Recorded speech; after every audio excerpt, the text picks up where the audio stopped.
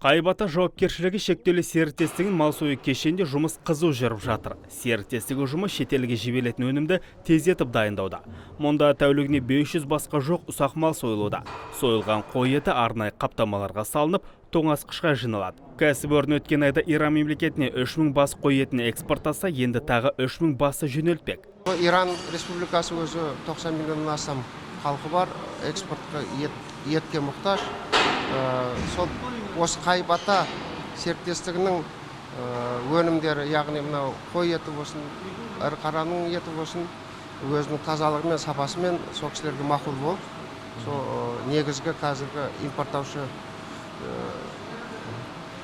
Иран мемлекетіне импорттаушы бізде бүгін бетке тұтар мекемеміз осы Қайбата мекемесі. Кешендегі жұмысты үйлестіруге 40-қа тарта жергілікті тұрғындар тартылған. Олармен бірге шетелдік мамандарды тірлікке атсалысуда. Мұнда ирандық кәсіпкерлер өздерімен бірге ветеринар, зертханашы, қасапшы мен молдасына дейін алып келген. Олар еттің сапасы мен халал стандартына сай келуін жіті бақылайды. Дайын өнімге ирандық компанияның мөрі осында басылады.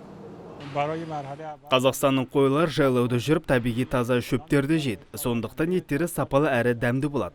Қайбатаның қойларын бірінші рет алып отырмыз. Егер жақсы болса, келесі жылы экспорт көлемін ұлғайтамыз.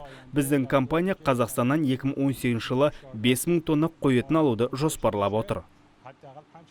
Қайбата жауапкершілігі шектеулі серіктестігі өңірдегі ет экспортын қолға алған бірден бір шаруашылық. Серіктестік биылдың өзінде Иранға 6000 бас қой мен Өзбекстанға 350-ге жоқ ірі қара мен жылқы етін экспорттаған. Бүгінде кәсіпорынның өнімдеріне Біріккен Араб Әмірліктері де қызығушылық танытуда. Дубайдан келіп отыр. Олар осы күні кеше келіп бізбен мәміле сұхбат өтті. Сол жерде біздің етіміздің дәмділігі, оның ішіндегі Қазақстанымызда өзіміздің оңтүстік Қазақстан облысының етінің қойларының дәмділігіне көздері жетіп, қазір оларда келісім шартқа қол қою жұмыстары олармен жүріп жатыр. Олармен қазір таңда аптасына 20 тонна мен 60 тонна арасында сұранысқа ие болатын біздің де көзіміз жетіп отыр.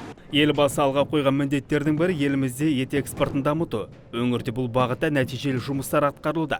Мәселен, жыл басынан бері оңтүстік Қазақстан облысынан 218 тонна ірі қара, 110 тонна қой, 2500 тоннаға жоқ құс еті мен 4800 тоннадай балық еті алыс жақын шетелдерге экспортталған.